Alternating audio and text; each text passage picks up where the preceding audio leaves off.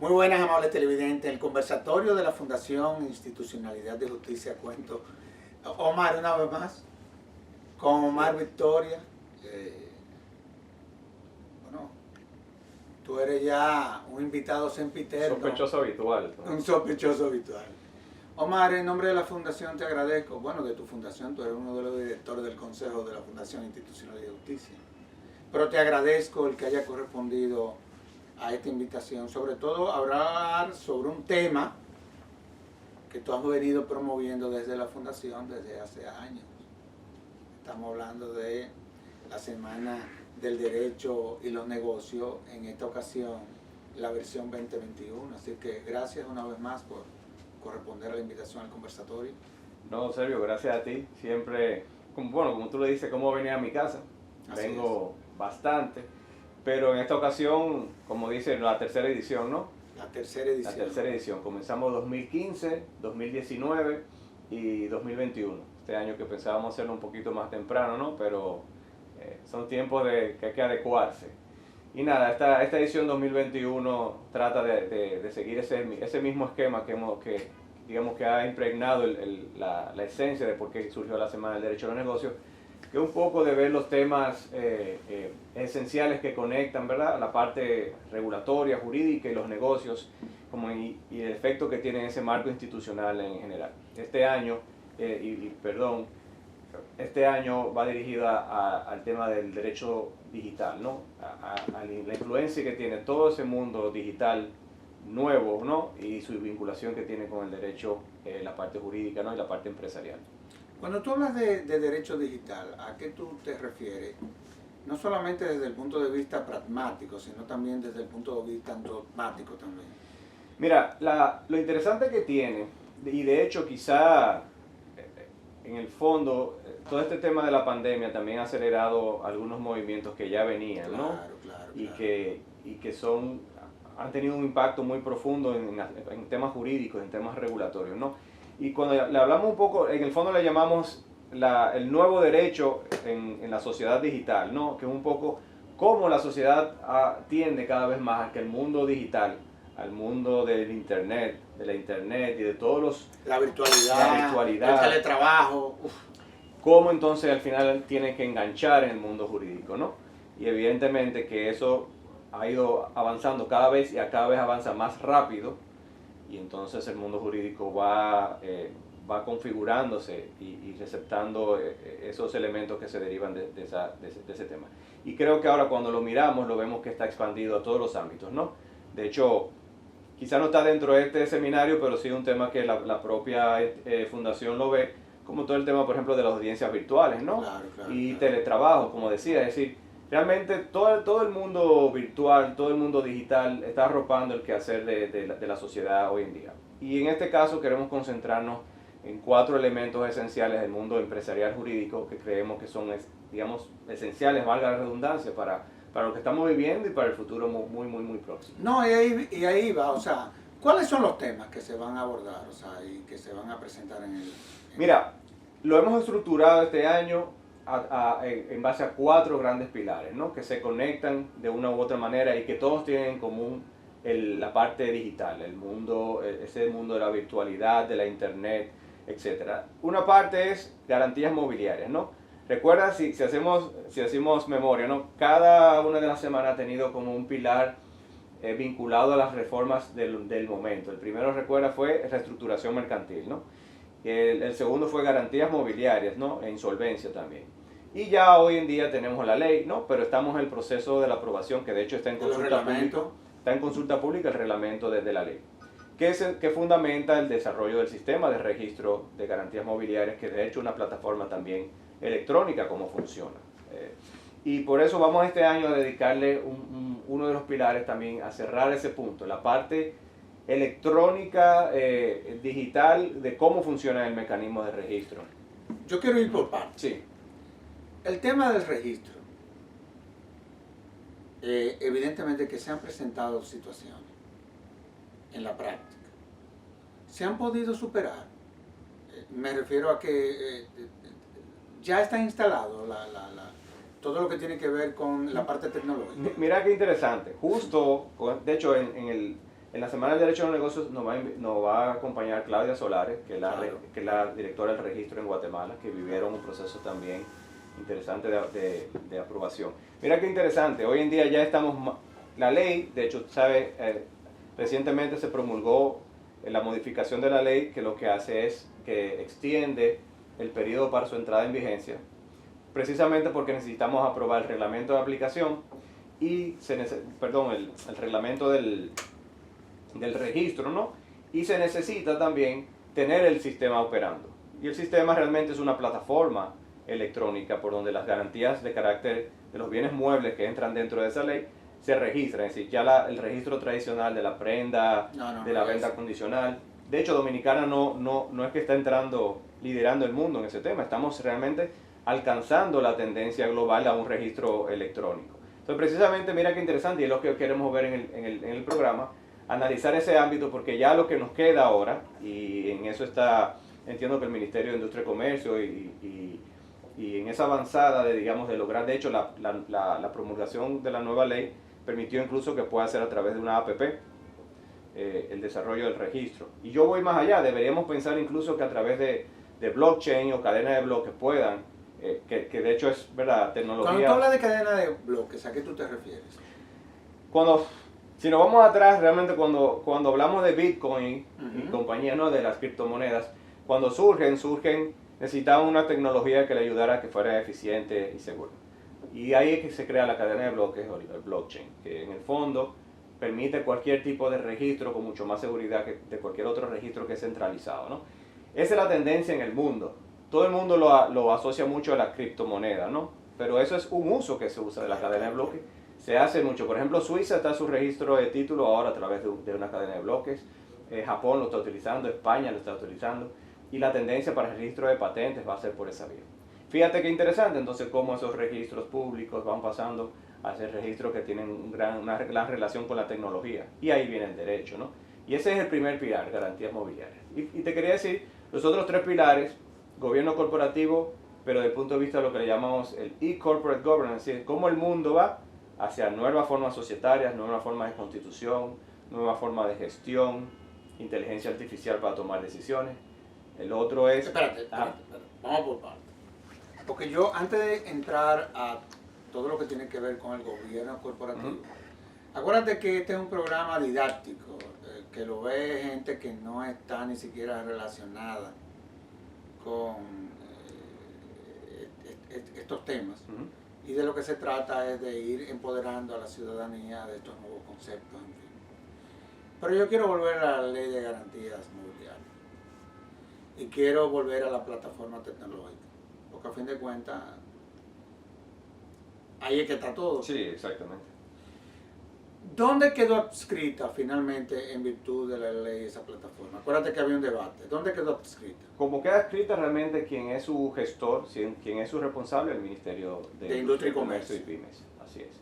Entonces él tiene la capacidad como ministerio de o ir a través de un modelo de concesión o a través de una APP. Recuerden que pasa un registro y por eso lo importante, si no hay registro, no hay ley de garantías desde el punto de vista práctico. Es lo que te estoy diciendo. Eso es lo que pasa. Y para ponerlo en lo más simple, la ley de garantía mobiliaria es lo que permite que los bienes muebles como vehículos tengan un sistema de registro mucho más fácil, lo cual hace que se expanda el crédito. Lo que tiene que ver con las prendas, todo eso. Exactamente. Ahora, espérate. No, que te voy a sacar el jugo en este programa. Tú sabes que todas estas legislaciones establecen un tránsito. Y a mí lo que me preocupa es cómo va todo lo que tiene que ver con la instalación de esa plataforma. Porque la ley ya tiene más... ¿Qué tiempo tiene la ley ya? La ley es 4520 y el tránsito... El tránsito era, si no me equivoco, un año. Entonces, a inicios de este año se cumplía. Es lo que te estoy diciendo. ¿Qué ha pasado entonces sin nosotros tener los reglamentos y no habiendo poder instalar esa plataforma tecnológica? ¿Qué está pasando entonces con todo lo que tiene que ver con esas garantías? Sí, bueno, lo que sucedió, y de hecho los primeros meses... Te lo digo porque son cosas que en Sí. principio preocuparon y se han venido en la práctica resolviendo. Sí, exacto. Al principio del año la preocupación era, ¿qué pasa? Se promulga la ley, pero 4520 es, si no mal recuerdo, de febrero del 20. No, ¿Qué pasa? Es que en marzo del 20 que arranca todo este tema que conocemos, ¿verdad? Con la pandemia. Por lo cual realmente fue un año de elecciones, de doble elecciones, de la pandemia, de cambio de administración. Y al final el tiempo, como dicen, se vino encima. El equipo del Poder Ejecutivo gestionó un aplazamiento de la entrada de vigencia. La ley llegó a entrar en vigencia, ese año se cumplió, y ahí fue que empezó a crear las dudas jurídicas de que está en vigencia pero no hay registro. Pero lo que se logró finalmente es la promulgación de la modificación de esa ley, donde la extiende, si no mal recuerdo, 3 años. Entonces técnicamente ahora estamos en un periodo donde el efecto de la ley está suspendido hasta que el registro entre, porque realmente el registro, y sí consta, porque de hecho está en consulta pública, ya el proceso para avanzar en el registro. De hecho entiendo que se agregó la posibilidad de una APP, porque como te decía, el ministerio queda como responsable gestor, pero eso generalmente son plataformas que en el mundo ya existen y por tanto puede haber una sinergia público-privada para ese funcionamiento. Entonces yo creo que, y esperaría que antes de los 3 años pudiéramos tener el registro, que creo que hay tiempo y se ha avanzado para que la tengamos, porque realmente eso va a abrir todo ese mundo de garantías mobiliarias que hemos venido discutiendo, ¿no? Y por eso en el seminario aquí, ahora en la Semana del Derecho de Negocio, le dedicamos la tarde del primer día, porque es interesante que entendamos ya el registro, que veamos cómo funciona en otros países, porque es con tecnología. De hecho, tú sabes cómo una entidad financiera o un abogado podrá registrar garantías desde su despacho. Increíble. Registrar la garantía de un vehículo o ver si el vehículo está o no dado en garantía para otro. Por los niveles de publicidad. Entonces, es interesante y mira cómo confluye tecnología, ¿no? y derecho. ¿Quiénes, por ejemplo, de los países del área, y quiero seguir con las garantías mobiliarias, quiénes de los países del área han desarrollado, digamos que este modelo con mayores niveles de éxito, que nos puedan servir a nosotros, como por ejemplo tú hablaste de Guatemala? Sí, de hecho quien viene, además de Claudia Solares que comentaba, vamos a tener a Pilar Bonilla. ¿Esa es la peruana? Sí, no, la guatemalteca. La guatemalteca. Digo, casi dominicana, nuestra amiga Pili, que realmente, y que participa mucho en los seminarios que hemos hecho con FIMUS también. Fue la consultora para el país de la ley. Y ella ha trabajado no solamente en la de Guatemala, sino creo que la de Costa Rica, ahora están en la de Uruguay o la de Paraguay, Argentina tiene, México tiene, Panamá tiene, España tiene una ley, en el mismo sentido Canadá, es muy común, y Latinoamérica tiene leyes recientes, Nicaragua tiene, es decir que hay modelos recientes de cómo va funcionando, y yo creo que de los beneficios que hay que sacarle a esa parte, no, de entrar un poco tarde, es que ya es un tema en funcionamiento en los países. Ahora, yo quiero entrar ahora a gobierno corporativo, que es un tema que a ti y a mí nos apasiona. Muchas veces por donde nosotros hemos dirigido el ejercicio de nuestra profesión. Así es. Esa es la verdad. Muchas veces, o antes se creía que todo lo que tenía que ver con el buen funcionamiento, las buenas prácticas, en principio se tenían que desarrollar sobre instituciones públicas. De unas décadas para acá, los empresarios, digamos así, los que hacen empresas, se dieron cuenta de que así como existe un buen gobierno desde el punto de vista público, también nuestras corporaciones deben de ser dirigidas sobre la base también de una visión similar, pero ya en el sector privado. Es así. Sí es. ¿De qué es de lo que se trata? Cuando tú hablas de gobierno corporativo, un tanto como para que el televidente entienda, ¿de qué es que tú estás hablando? Bien. Hiciste una introducción que me parece interesante. La primera, no, hablando de gobernanza institucional, ¿no? Realmente lo que pasa en el tiempo, que se reconoce que la empresa, hoy por hoy, es uno de los actores principales de toda sociedad. Y es así. O sea, cuando pensamos Pensemos en Dominicana, nos viene a la cabeza inmediatamente empresas que son íconos, que lo sentimos como personas, ¿no? De hecho, hoy en día se usa mucho el término ciudadano corporativo, ¿no? Donde las corporaciones funcionan como un ciudadano. Gobierno corporativo es, en pocas palabras, es una visión de gestión de empresas y organizaciones en sentido general, pensado en alinear los intereses de todos aquellos que se ven afectados por las decisiones empresariales. Tradicionalmente, ¿qué pasaba? Pensábamos que solamente importaba al propietario de la empresa.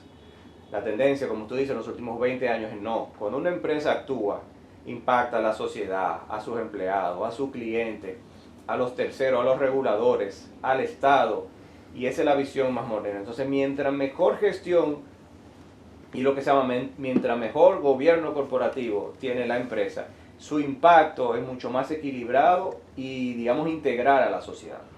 Y lo que ha demostrado también las crisis que hemos tenido, principios 2000, mediados 2000, en el tema corporativo en el mundo, ¿verdad? Que las empresas que mejor se aferran a un modelo de gestión prudente, sopesado, con riesgos, digamos, medidos y razonables, tienen mayor capacidad de resiliencia, como se dice, o de sostenibilidad, que es el término de duración en el tiempo. Entonces, desde el punto de vista de la Semana del Derecho de los Negocios, lo queremos mirar cómo ya hoy en día influye todo el tema de lo digital, lo electrónico, en la buena gestión de las empresas, amarrado a lo jurídico, ¿no? Pues te voy a poner un ejemplo. Los tipos tradicionales de empresas que teníamos no necesariamente son los que están evolucionando hoy en día. Hoy en día tú ves empresas como Uber, como Airbnb, plataformas que funcionan diferentes, formas de captar capital para generar empresas diferentes también. Igual, hoy en día no hemos ido a la virtualidad, a la gestión de empresas. Eso tiene impacto jurídico, desde asambleas que hay que crear y hacer a distancia, pero también de toma de decisiones. Hoy, por ejemplo, Sergio Tulio, mira qué interesante. Las empresas toman muchas decisiones que, aunque pensamos que la estamos tomando individual, están basadas en inteligencia artificial. Hay matrices de riesgo que la que le dice al consejo que eso es menos riesgoso, más riesgoso, es una matriz fundamentada en algoritmos. Y tú lo apruebas al final del día como consejero, pero realmente hay una tecnología profunda dentro de eso. Entonces, ¿qué pasa? El reconocimiento interesante y lo que viene, realmente el mundo corporativo pasa a modelos de gestión que tiene que tomar en cuenta ya hoy en día cómo nos relacionamos con la parte digital y electrónica. De hecho, la misma virtualidad ha servido para poder conectarnos en un consejo desde todas partes del mundo, ¿no? Sin tener que reunirnos en un hotel, por ejemplo. Exacto, pero también se dice cómo podemos que eso no degrade la calidad de una decisión que tomamos cuando estamos 10 en una mesa mirándonos. Y eso también la tecnología ayuda a suplir. O sea que en el fondo, y por eso creo que es importante desde el punto de vista social en general, ¿no? Que la buena gestión de las organizaciones impacta al final del día en la calidad de nuestras empresas y por tanto en la calidad de cómo se gestiona, porque en el fondo es un equilibrio que hay. Ahora, ¿qué elementos uno debe de tener como para que se le pueda garantizar a una empresa esa gobernanza, ese buen gobierno corporativo que pueda contribuir? Por ejemplo, tú y yo estamos conectados con instituciones del sector privado que evidentemente han sabido manejar desde el punto de vista positivo, no solamente el impacto que tiene tú poder implementar un buen gobierno corporativo, sino también lo que eso representa inclusive hasta para la propia armonía de la institución. Pero si tú me dijeras, mira, Sergio, si tú vas a crear una empresa que eventualmente va a generar múltiples empleos, yo entiendo que en el diseño de lo que sería la implementación de un gobierno corporativo en ello, tú tienes que tomar en cuenta esto y esto. ¿Cuáles elementos o esos aspectos es que hay que tomar en cuenta para tú poder garantizar eso? Mira, hay un principio global que te dice, no, en este tema no hay copy and paste, ¿verdad? No hay, porque tiene que ver mucho con cada tipo de empresarial. Pero si pudiéramos concentrarnos, yo creo que la esencia es, para cada ámbito de empresa, gobierno corporativo es importante, es esencial y tiene características diferentes. En el mundo financiero, que es donde encontramos, por ejemplo, regulación y leyes más profundas, evidentemente que el impacto es diferente por todo el ámbito de captación de dinero de terceros y de las operaciones financieras. Ese mundo es bastante regulatorio y avanzado. De hecho, en Dominicana nosotros tenemos normativas para los ámbitos financieros muy actualizadas con el mundo. Ahora, para el ámbito no financiero, que no tiene una regulación tan profunda en ese sentido. Ni un ente regulador tampoco. Exacto, tu pregunta es sumamente interesante porque en el fondo, cada empresa no puede ignorar que un buen gobierno es sinónimo de estabilidad y resiliencia en el tiempo de esa empresa. De hecho, a veces pensamos que porque son pequeñas y yo estoy iniciando un emprendimiento no tiene sentido. De hecho, yo creo que ahí es donde es más importante. Los datos te dicen que los emprendimientos mueren muy temprano y de hecho no mueren por la idea de desarrollo de la empresa, sino mueren o por incumplimientos jurídicos o fiscales o de gestión, ¿no? Confundimos el bolsillo de la empresa con el personal. Claro. Y eso es buena gobernanza. De hecho, uno no trata de decir que hay mal o buen gobierno, realmente hay estadios. Pero fíjate que para pasar a estadios desarrollados de una empresa, aún sea pequeña, mediana o grande, en su estabilidad va a pasar por tener buena gobernanza. Y es así, de hecho, cuando vienen las crisis, cuando vienen los momentos álgidos, la buena gestión, la gestión clara, prudente, pensada, el saber quiénes son con quien yo me relaciono en el sistema, el peso que tienen esas relaciones, eso es lo que te hace buena gestión. Entonces, fíjate que el gobierno corporativo desde el punto de vista jurídico parte del derecho mercantil y el derecho corporativo, pero no solo es eso, porque en el fondo también tiene que vincularse con lo que la empresa o la organización es con la sociedad. Te voy a poner un ejemplo. ¿Cuál diferencia existe con la empresa familiar en gobierno corporativo? En el fondo no hay ninguna. Las bases de buena gobernanza son las mismas. Claro. ¿Qué es lo que agrega? Que una empresa familiar, por ejemplo, que en Dominicana es importante porque tenemos un modelo de empresa bastante familiar, ¿no? Y que es bien valorado en la comunidad empresarial. Dice, le agrego un stakeholder más, o sea, le agrego un grupo de interés más a esa empresa. ¿Cuál? La familia. Y tengo que tomarla en cuenta porque la familia no hay familia igual. Es el caso de nosotros como empresa que hemos venido desarrollando en el marco del ejercicio del derecho, por ejemplo. que es una empresa familiar. Por ejemplo. Pero las bases de la buena gobernanza son comunes. Totalmente. ¿Verdad? Y ya luego hay características por los ámbitos de la empresa. Igual, si tu empresa ya quiere, por ejemplo, ustedes dicen, vamos a hacer una emisión porque queremos captar, o vamos a tomar prestado, o vamos a abrir el capital a terceros. Cada elemento de eso va a agregar niveles, digamos, más profundos. Viste, recientemente se aprobó que es algo interesante. Se promulgó la ley de fomento a la emisión de valores de oferta pública, en este caso de acciones. Eso es interesante porque Dominicana al día de hoy todavía no tiene acciones cotizadas en bolsa, en la bolsa dominicana de empresas dominicanas. Y eso debe comenzar. Es uno de los elementos base para los mercados desarrollados. Y va a abrir un nuevo mundo también, incluso para la práctica jurídica, porque nunca hemos tenido empresas donde sus acciones cotizan abiertamente en un mercado de valores. Y también pudiese eventualmente contribuir a que eventuales socios sean parte dada, por ejemplo, en tu caso de tu bufete de abogados, en fin. Sí, y esa puede ser un mecanismo. La apertura al capital a terceros. Por supuesto que sí. Por supuesto que sí. Ahora, siguiendo con el gobierno corporativo, que ese es un tema que a mí nos apasiona y que tú has venido desarrollando durante muchos años, a pesar de tu edad, durante muchos años. Si a ti te tocara, y te hago la pregunta porque tú tienes la capacidad, y tienes la capacidad porque tú has concentrado mucho esfuerzo en esa dirección, en instituciones que inclusive son sensibles desde el punto de vista del público, en fin. Si a ti te tocara evaluar cómo hemos venido evolucionando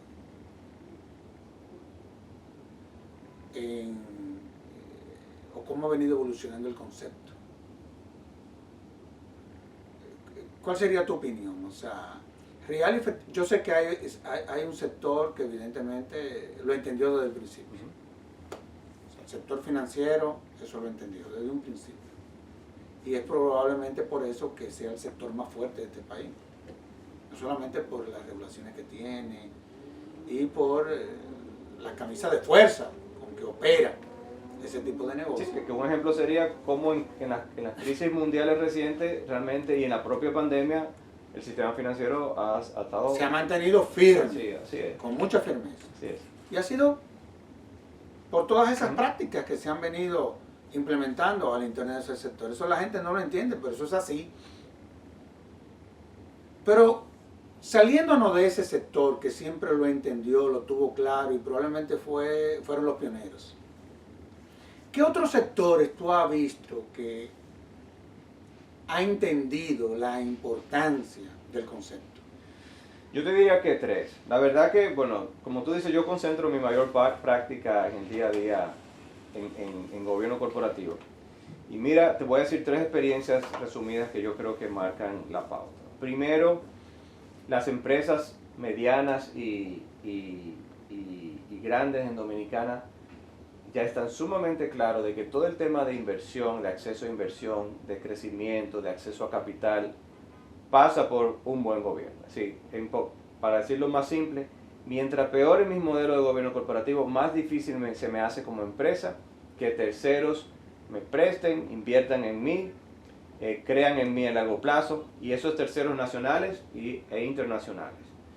Segundo, la parte familiar. Las empresas familiares que ya están incluso segunda y tercera generación están ya muy conscientes de la importancia que la gobernanza, no cuando llega la situación del problema, no, sino como modelo para que no llegue el problema y mantenernos en el tiempo. Y tercero, los emprendimientos. Tú sabes que ahora mismo estamos globalmente, pero Dominicana tiene mucho incentivo al emprendimiento. Y creo cada vez más que la pequeña empresa que está arrancando, el emprendedor que está muy consciente ya de que una de las razones de que no te va a dejar pasar del segundo al tercer año es si yo no estoy consciente de que un buen gobierno me ayuda. Aquí no podemos confundir el gobierno corporativo que va a tener, ¿no? Vamos a citar a alguien de fuera, no sé, el JP Morgan, porque queremos pensar a veces que eso es solamente, no, como la más chiquita necesita buena gobernanza, todo ajustado a su capacidad. Lo que sí hay data en el mundo ya, de los últimos 25 años escritos, que a mejor gobierno en una empresa, más estabilidad en tiempos de crisis y más resiliencia y sostenibilidad sobre todo, porque sostenibilidad lo usamos mucho para el tema medioambiental, pero el término sostenibilidad realmente es mantenerte en el tiempo. Claro. Ahora, tú sabes que nada es gratis en la vida. No free lunch. No, esa es la realidad. El aire es gratis, pero a veces hasta cuando nos enfermamos lo tenemos que pagar. Nada es gratis. Si tú, cada vez que uno va a emprender algo, o cada vez que uno va a instalar un modelo de negocio, para que la gente nos entienda mejor, evidentemente de que tú haces una proyección, haces un estudio de factibilidad, si es sobre la base de préstamos, qué tiempo tú lo saldarás, en fin. Ya inclusive para tú emprender un negocio tú tienes que tener en cuenta el tema de la seguridad, cuánto te va a costar, así como tú tienes que tomar en cuenta el costo de la energía. ¿Se ha podido proyectar cuál es el costo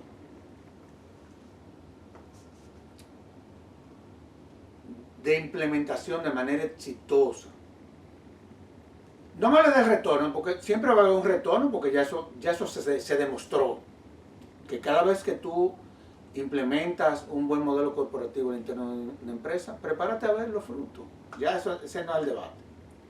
Por el costo inicial, ¿eso se ha podido determinar? Te pregunto. Aquí entre nosotros. Realmente no, en el sentido de que cada empresa lleva un ADN, ¿no? Tiene su ADN y tiene que ver mucho con el tipo empresarial. Lo que de entrada se recomienda es no comiences un modelo de organización empresarial si tú sopesas lo que eso implica. Claro. Pero de hecho hay modelos para Latinoamérica que te permiten evaluar cuál es el mínimo que tú deberías tener y eso de hecho te sale gratis. Son prácticas, ¿verdad? Son prácticas. De hecho, te puedo decir, por ejemplo, Colombia tiene un código de mejor práctica, que es algo incluso que para Dominicana, yo he escrito sobre eso en mi columna, de que deberíamos fomentar un código de mejor práctica, no obligatorio, porque eso pone una guía de qué necesita cada tipo de empresa mínimo para, porque dependerá de eso. Ahora, además no hay una homogeneidad en la forma de hacer. Exactamente. Lo que sí es seguro es que tú necesitas tener algunas cosas claras de inicio. Por ejemplo, ¿qué cosas matan a la empresa al inicio si no están claras? Contabilidad y tema fiscal claros y separados. Eso verdaderamente puede tener un costo inicial, pero sin eso realmente no hay. Para mí eso es lo fundamental. El tema de cumplimiento. El otro día comentábamos un caso, por ejemplo, de un emprendimiento muy interesante, pero nunca patentó su invento. Cuando vino a ver, es un tema regulatorio de cumplimiento, ¿no? Pero esa era la base de lo que estaban haciendo. Se quedaron sin la exclusividad en principio. Claro, o se iban a un litigio que si tú estás emprendiendo una idea... Te va a desgastar. Totalmente. Entonces, yo creo que por ahí es que se mide. En el mundo regulatorio financiero sí se han medido los impactos del cumplimiento, porque a más normativa es mucho más profundo. Pero con el tiempo ha pasado eso que tú decías. La data lo que muestra es que tu empresa genera valor a largo plazo. Te voy a poner un ejemplo. Hoy en día se valora mucho el riesgo reputacional, ¿no? Antes te decía que lo importante es que tú sonaras, no importa cómo. No. Ya no, ¿verdad? No. Entonces, con el riesgo reputacional tiene un componente muy importante que tiene que ver con gobierno corporativo. Entonces, si tú tienes riesgo reputacional fuerte por una buena gobernanza, a la hora de los problemas, eso te va a ayudar a mantener estabilidad también cuando en tiempos de vacas flacas, ¿no? Entonces, yo creo que hay que sopesarlo completo. Es un tema jurídico, pero es un tema de gestión también y de visión. Y yo creo que Dominicana, de hecho te puedo decir que lo que he visto en el último año de pandemia es que se ha acelerado todos esos temas. La empresa dominicana ha empezado a reconocer más rápido que los problemas aparecen, que los riesgos están ahí, que a veces uno dice, no llegará, pero llegan. Y creo que eso va a ser muy bueno para también a mejorar los niveles de competitividad. Porque cuando nos empezamos a comparar con empresas de otros países, tenemos que tener, incluso para acceder a otros capitales y a otros mercados, hay que tenerlo. Entonces yo creo que eso es importante.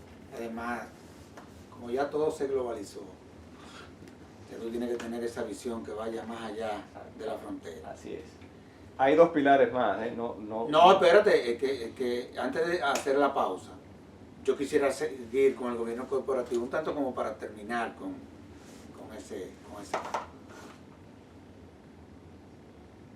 ¿Qué otros aspectos que tú no hayas tratado en lo que hemos venido conversando se van a tratar en el Congreso? Sobre gobierno corporativo. Sí. Mira lo interesante. ¿Y quiénes son los invitados internacionales? Mira, excelente. Mira lo interesante. Ya gobierno corporativo en los propios mercados está mucho más claro, ¿no? Casi 30 años de práctica y de ahora lo que estamos viendo es lo que le llamamos gobierno corporativo 2.0 o 3.0 en algunos casos. ¿Y de qué de lo que se trata? Decimos, ya vamos a modelos más complejos. Por ejemplo, hay varias áreas donde se divide el impacto que tiene este mundo digital en la gestión de las empresas. Una más tradicional que hemos discutido es la propia constitución de las empresas. Muchas veces pensamos que solamente tener un modelo de registro rápido, que es importante, ¿no? Que yo pueda constituir una empresa rápido con pocas trabas, porque eso ayuda al desarrollo de la parte comercial y empresarial, sin duda. Pero eso no es solamente eso, sino también que ya en el mundo hay otros tipos societarios que se van desarrollando. Que un día tenemos que hacer algo de nuevo así para hablar un poco más de la reforma mercantil, en general, integral, que por ejemplo la tendencia sociedad anónima, SAS, claro. Ya también el mundo va reconociendo otros tipos societarios, porque los mercados se forman de manera diferente. Hay otros tipos de empresas y yo creo que eso llegará. Eso es una parte, ¿no? Y luego ya empieza entonces a extenderse. Por ejemplo, COVID, ¿qué hizo? COVID hizo que muchos países revisaran sus reglas sobre asambleas a distancia, reuniones de consejo a distancia, el uso de las firmas electrónicas. Tú sabes que la ley más citada en el último año es la ley de firma electrónica, pero tenemos casi 2 décadas con ella, ¿no? Y necesitamos, de hecho, quizá una visión ya más actualizada de lo que nuestro interactuar a través de firmas, de aprobaciones, de consentimiento a través de las redes, etc. Todo ese mundo de los órganos y el funcionamiento hay que revisarlo, es decir, está en revisión en el mundo, el impacto que tiene la decisión, los deberes de diligencia, los deberes de lealtad de los administradores, cambian o se impactan cuando estamos en este mundo digital. Luego hay otro ámbito que le llaman la inteligencia artificial y todo cómo impacta el funcionamiento de las empresas. Eso también es jurídico. Hay un tema que es sumamente interesante y que lo vamos a ver de soslayo. Por ejemplo, hoy en día se habla de la ética del algoritmo. Y es porque muchas empresas toman decisiones a partir de algoritmos. Por ejemplo, que tú vayas y dices, ¿Servio va a ser mi cliente, sí o no? No, te lo dice una computadora. ¿En base a qué? A un algoritmo. ¿Qué calcula qué? Entonces, es interesante porque... Riesgo, todo. Exacto. Entonces, eso, las debidas diligencias. Lo que llaman el onboarding digital es debida diligencia remota. Que yo puedo hacer una debida diligencia de un cliente, por ejemplo, en el sector financiero, para asegurar que alguien que no está vinculado a crimen, a delitos, Claro. pero que no necesite yo tener una persona sentada frente al otro en la sucursal de tal sitio porque tiene que trasladarse cientos de kilómetros. Esa es una tendencia y eso se hace ya en muchas jurisdicciones y tiene, bueno, sobre todo, por ejemplo, inclusión financiera ayuda a eso. No, inclusive las mismas estadísticas hoy en día se están fundamentando sobre la base de algoritmos. Para que tú lo sepas. Sí. Te lo digo porque María del Mar, que tú conoces, que está en Stanford, maneja mucho los algoritmos sobre la base de lo que son estadísticas que ella tiene que proyectar muchas veces. Son una cosa impresionante. O sea que los abogados tenemos que, en este caso, este comentario para el mundo abogadístico, ¿no? Tenemos que estudiar el lenguaje de computación. Los contratos se van a redactar y se van a pasar al lenguaje de computadora. Totalmente. Que de hecho es un tema del otro pilar que te voy a comentar más adelante de los contratos inteligentes que ya hoy en día están en boga. Bueno, pero de todos modos, vamos a dejarlo ahí. Y vamos a hacer una pausa y de inmediato volvemos con Omar Victoria. Existe un programa.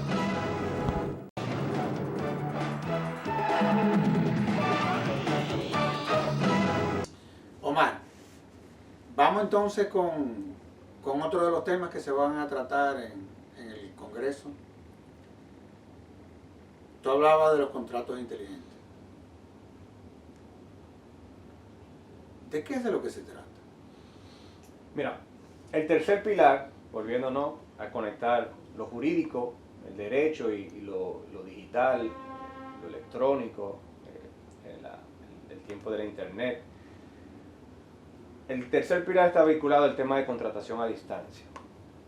¿Qué queremos decir con contratación a distancia? Es decir, cada vez más la presencialidad para el cierre de una relación contractual, para el establecimiento de una relación contractual, no es necesario, ¿no?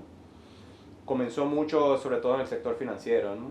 En Europa, hace ya 20, 30 años, en el sentido de que para yo cerrar una contratación de un crédito o de solicitar un servicio y un producto y pagarlo, no era necesario que nos viéramos y que firmáramos un documento. En los últimos años esa práctica se ha desarrollado. Por ejemplo, Europa tiene su directiva sobre contratación a distancia de servicios financieros y cada país su ley particular. En Latinoamérica también algunos países tienen su normativa. Y si llegamos a tiempo de pandemia, sobre todo exponencialmente se ha disparado, es decir, no tenemos que estar tú y yo juntos para firmar un contrato o llegar a un acuerdo que con todas sus implicaciones. Evidentemente, eso en relaciones más simples se venía dando, ¿no? Porque jurídicamente sabemos que la relación contractual puede surgir por muchas formas, pero ya en temas más complejos, la contratación a distancia se ha venido imponiendo, porque va cambiando esa tradición de las reglas para la validez contractual, para la prueba, etc. Entonces, cuando hablamos de contratación a distancia, se abre un mundo, ¿no? Y hay una base legal en donde ella se fundamenta desde el punto de vista jurídico. Por ejemplo, en Dominicana, nosotros, más que las reglas generales que permiten, por ejemplo, las reglas generales de contratación dominicana, yo soy de teoría y de hecho hay varias personas que también siguen o apoyan, o yo apoyo lo que ellos piensan en ese sentido, son suficientes para que podamos tener modelos de contratación a distancia en Dominicana. Pero evidentemente, legislaciones o normativas más recientes lo que tratan de cerrar el círculo. Por ejemplo, el tema de la prueba, esa eficacia de la prueba que puede tener, los tipos de de expresiones, incluyendo temas de consentimiento, de tipos de firmas, etc. En materia financiera hay muchas leyes ya en el mundo. Nosotros no tenemos, la normativa del mercado bancario tiene algunas reglas generales. Yo creo que en algún momento tenderemos a tener una y no hay resoluciones, por ejemplo, de la Junta Monetaria, no hay nada. Sí, bueno, en el ámbito bancario el reglamento de protección al usuario ya tiene algunas reglas generales, pero la tendencia yo creo que va a ser cada vez más ir perfeccionando todo eso, porque la tendencia también es cada vez a contratación más a distancia. Es decir, lo que antes era todo presencial, ¿no? y firmado ahí en físico, ya cada vez más va a ser más a distancia. Ante un notario. Exactamente. Entonces, dentro de todo ese mundo está el mundo de lo que le llaman los contratos inteligentes, que tienen tiempo y que de hecho muchos nos vemos afectados y los utilizamos aún no sabiendo, ¿no? Que son estos contratos que no necesitan no solamente la presencialidad, sino que realmente cuando se codifican a nivel de tecnología se ejecutan solos. Es como que yo te diga que acordamos que cuando tu cuenta entre 100 pesos y pase de 100 pesos, lo que pase de 100 pesos lo van a debitar y me lo van a pagar a mí. Para poner un ejemplo, entonces por ahí se viene a desarrollar muchos ámbitos donde cada vez más lo que le llaman smart contracts, ¿no? Contratos inteligentes. Y por eso decía ahorita que la parte de los abogados tenemos que estudiar lenguaje de computación muchas veces, porque los contratos se van a llevar a programas de computación para que ellos ejecuten la parte contractual. Eso son lo que los contratos inteligentes, y cada vez más la tendencia es mayor. Es decir, uno a veces ya nosotros no firmamos nada, entramos en una aplicación, aceptamos, pedimos, pagamos, debitamos, viajamos, reservamos. Claro. Y todo ese mundo. Que también luego hay otro mundo interesante, que es todo el tema de la utilización de la data de uno.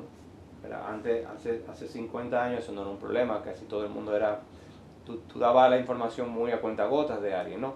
Hoy en día al revés, hoy en día casi en línea se sabe lo que hace la mayoría de la gente, en dónde está, qué está haciendo, qué compra, dónde pagó, cómo pagó, cuáles son sus...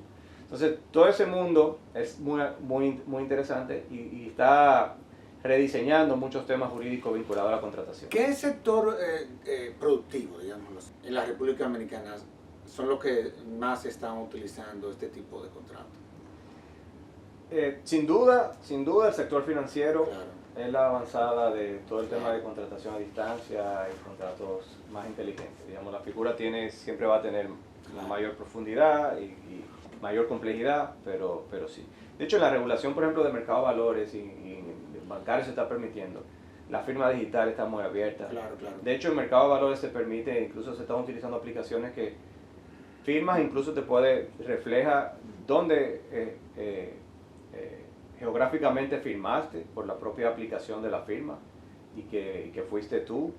Esto digamos, viendo desde el punto de vista de contratación a distancia, ¿no? Y de contratos inteligentes igual. El sector financiero y las empresas más tecnológicas, ¿no? Y de emprendimiento son lo que comienzan.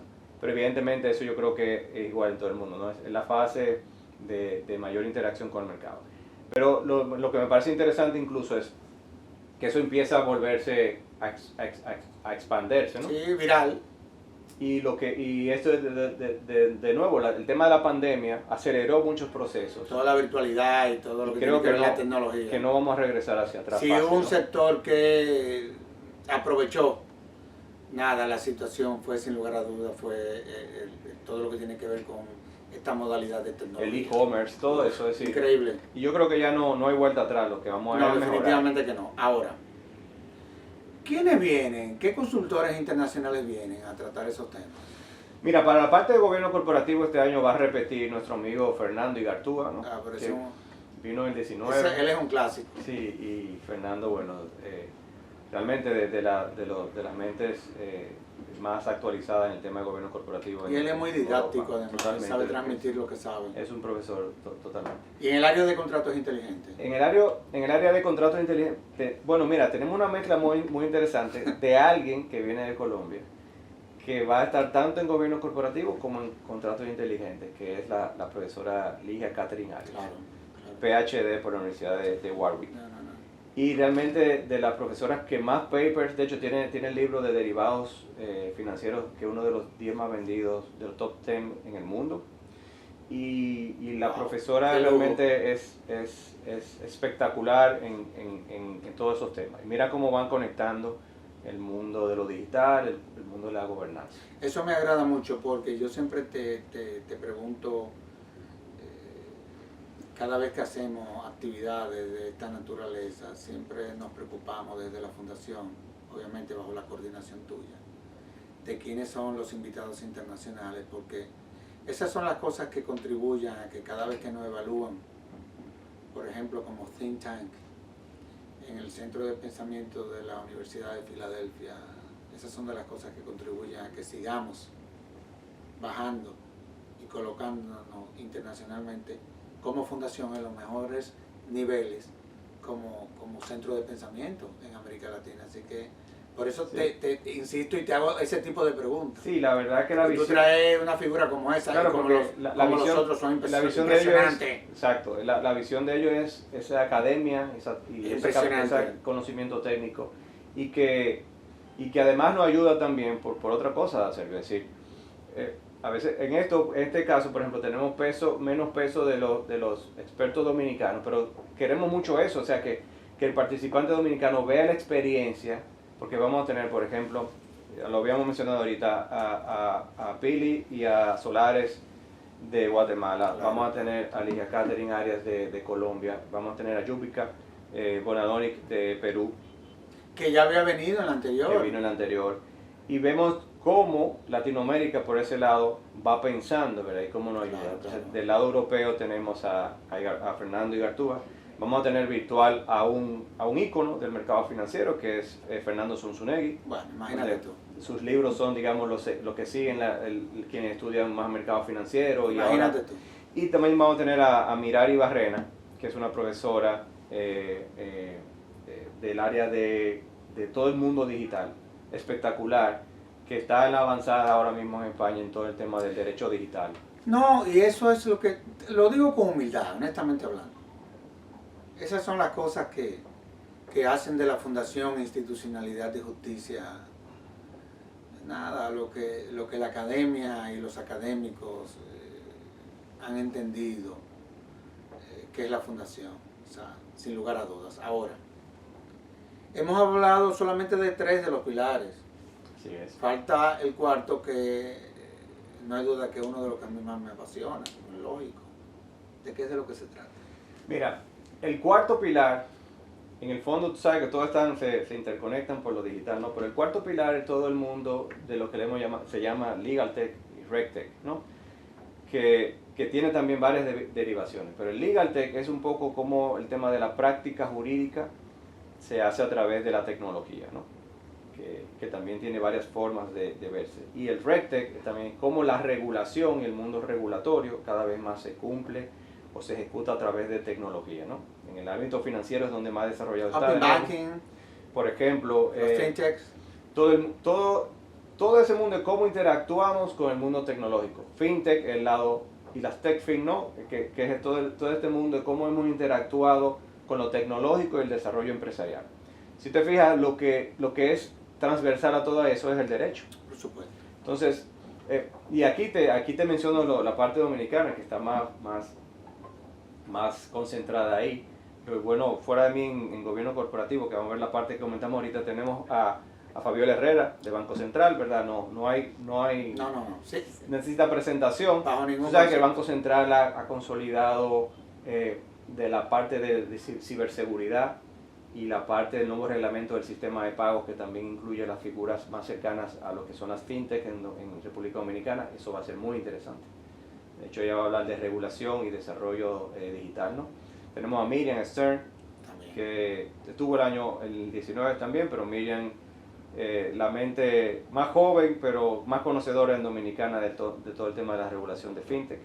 Y tenemos también a Emanuel Cedeño, que Qué hoy en bueno día también. Excelente. está también en la superintendencia de bancos como jefe de todo el área regulatoria, ¿no? Pero él va a tratar RegTech, es decir, cómo la regulación empieza a cumplirse a través de mecanismos tecnológicos, lo cual lo hace más eficiente, más seguro, ayuda a que las supervisiones sean más en tiempo real y es la tendencia mundial en ese tema. Entonces, mira cómo conectamos finalmente esos temas tecnológicos que ya son transversales a todo el ámbito de la empresarial. No, y además me encanta cómo se han venido identificando cada una de estas ramas, por ejemplo, Legal Tech. Eso es increíble, o sea, hay algún tipo, tú sabes que todas las ramas del derecho, todo lo que se fundamenta sobre aspectos legales, giran alrededor de principios y reglas. ¿Están claras las reglas, por ejemplo, de Legal Tech? Aquí entre nosotros. ¿O es un concepto que lo estamos construyendo?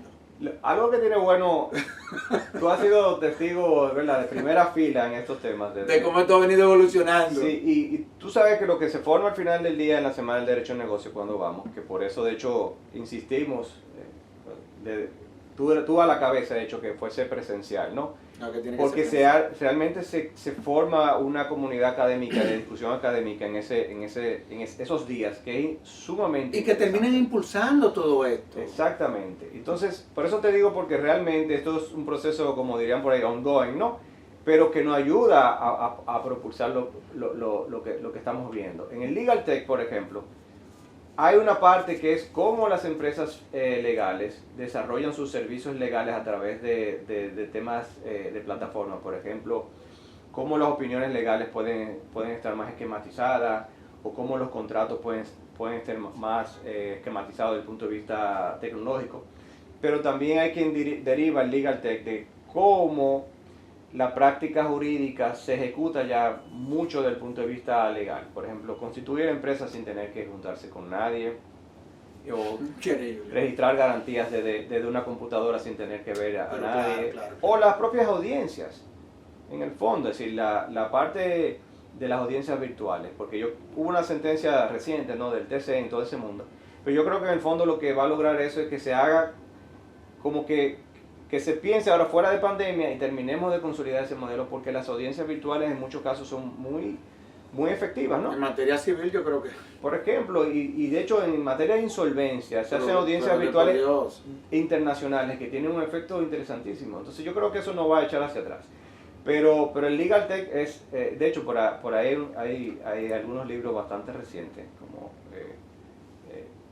puedo citar uno, el de Richard Susskind, sobre el Legal Tech y todo el mundo del abogado del futuro, que realmente demuestran que quien se forma en derecho hoy en día no puede dejar de pensar en lo digital, y cómo la práctica jurídica va a tener que ver siempre un poco con la tecnología ya para su desarrollo. A mí lo que me gusta de este tipo de congreso es que, sin lugar a dudas, yo creo que desde la fundación hemos terminado siendo grandes emprendedores en todo lo que son estas nuevas ideas, estos nuevos conceptos, estas nuevas prácticas.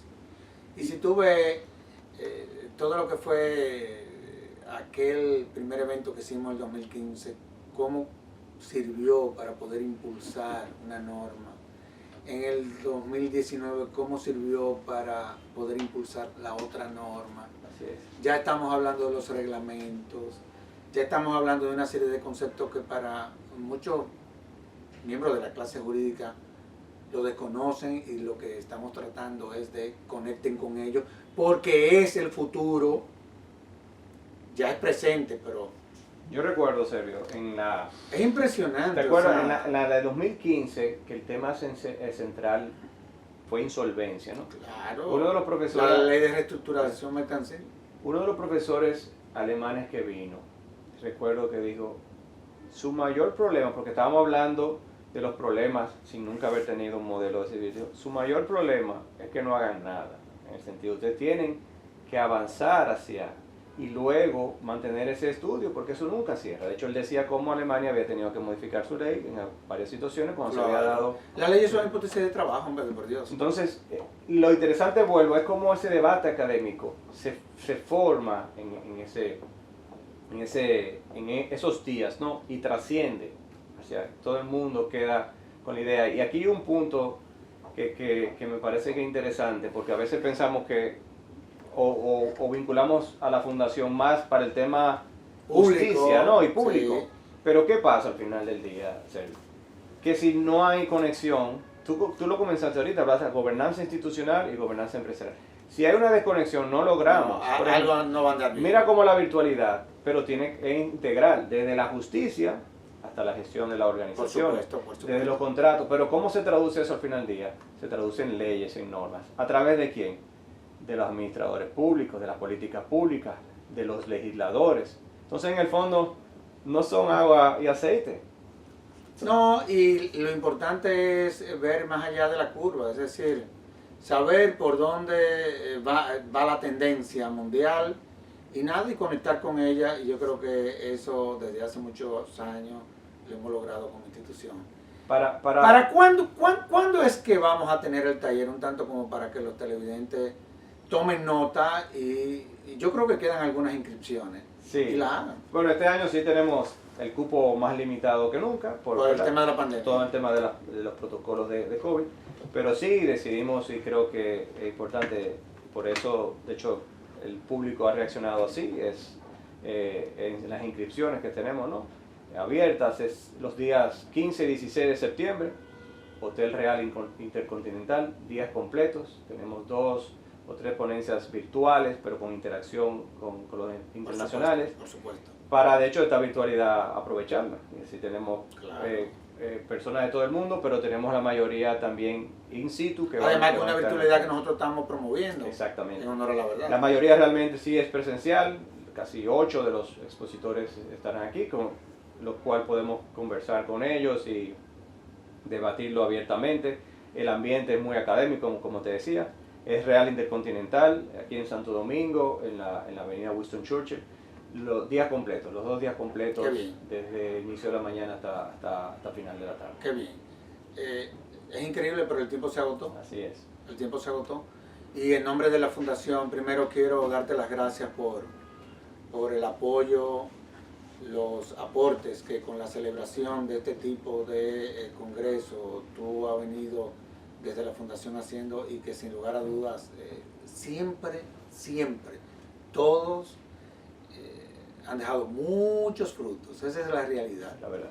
Porque hemos tratado de hacer cosas en donde no solamente involucramos al sector privado, sino también al sector público, a los entes reguladores. Así es. Y yo creo que es ahí en donde ha estado la magia de esta digamos que, visión que hemos construido desde la Fundación. Así que, Omar, gracias por haber correspondido una vez más. Para mí, como decía, un placer. En mi caso, o sea que yo para mí, más que un placer, que ha sido un deber, ¿no?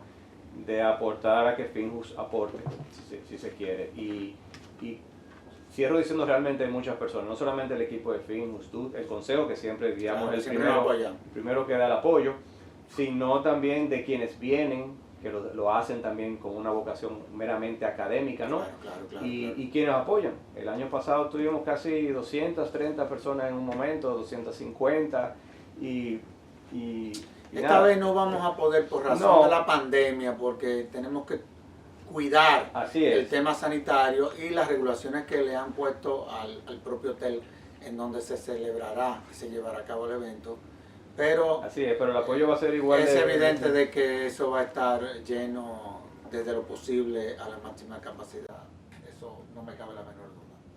La otra vez recuerda que quedaron fuera más de 50 personas, y mucha gente se disgustó con la Fundación. Pero eso son cosas que pasan. Y a ustedes, amables televidentes, les decimos hasta la próxima, en donde estaremos en un nuevo conversatorio de la Fundación Institucionalidad y Justicia. Hasta entonces. Hiciste un programa